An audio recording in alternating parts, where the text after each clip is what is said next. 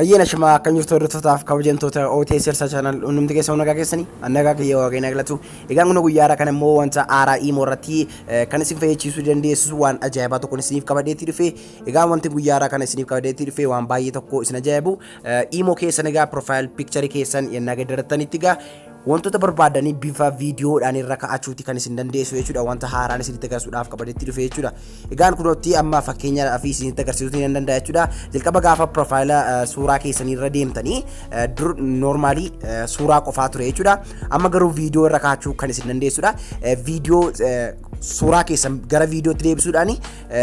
viidiyoo sana immoo gara picture profile keessanii kan imo irra ka'achuudhaan jechuudha salphaatti gaa wantoota mimmiidhagoo baay'ee irra ka'achuutiin hin dandeessu amma isinitti kan agarsiisu ta'a fakkeenyaaf kana ilaalaa kunooti jechuudha suuraa keessan baay'ee walitti fiduudhaan gara viidiyootti bifa kanaatiin geddarachuutiin hin dandeessu kunoo gaa akkuma agartanii suuraalee hedduu sekeendota muraasaatti akka kanatti namatti agarsiisa jechuudha kanaaf waan baay'ee tokko namatti toludha kana gaa akkamitti akka profile picture imo keessan irra ka'achuutti dandeessan isinitti agarsiisa kana qofaa miti akkamitti illee akka kana hojjetatanii kana isinitti agarsiisu ta'a jechuudha jalqaba gaa kana hojjetachuudhaaf wanti isin gochuuti qabdanii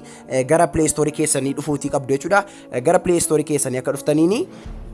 search bar gubbaa kanarratti give maker jettanii bifa kanaatiin ni barreessitu saniin booda bifa kanaatiin egaa applicationota hedduutu isin dhufa as keessaa kan isin filachuuti qabdanii isa kana jechuudha isa toora lammaffaa kanarra jiru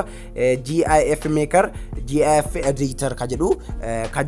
isa kana jechuudha daawwattoota kanaaf isa kana ta'uu isaa beektanii buufadhaa kan biraa buustanii akka hin shawwadamne isin jedha GIF maker GIF editor ka jedhudha jechuudha kanaaf kan keessaa akka seentaniini jalqabaa fi bifa kanaatiin jechuudha kan inni isiniif baasu achi booda akka kanatti ergini isiniif baaseeti wanti isin gochuuti qabdanii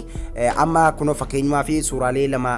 hojjedheetiin jira jechuudha suuraalee viidiyoo gara viidiyootti gaddaruudhaan jechuudha amma kana kabitta kan godhadhiin isinitti agarsiisa gubbaa kanarraa mallattoo create new kan jedhutu jira jechuudha create new kan jedhu kanarraa al tokkootiif ni seentu saniin booda create new kana keessa akka seentaniini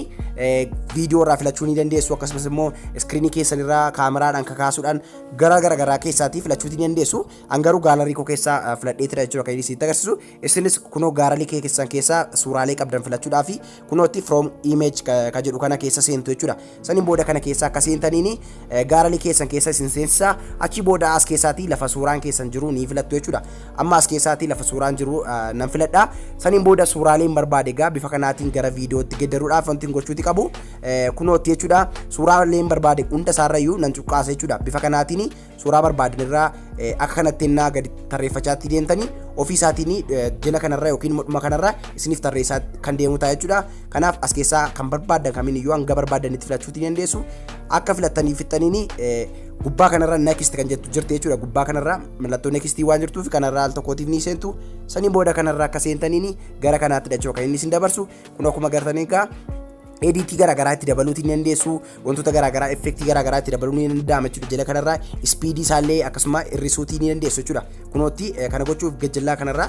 ni jira jechuudha mallattoodhaan jira kanaaf keessaatii wanta barbaadan itti dabaluu hir'isuu ni dandeessu barreeffamoota garagaraa wantoota barbaadan karalii barbaadaniin itti dabaluutii ni dandeessu jechuudha amma normaalii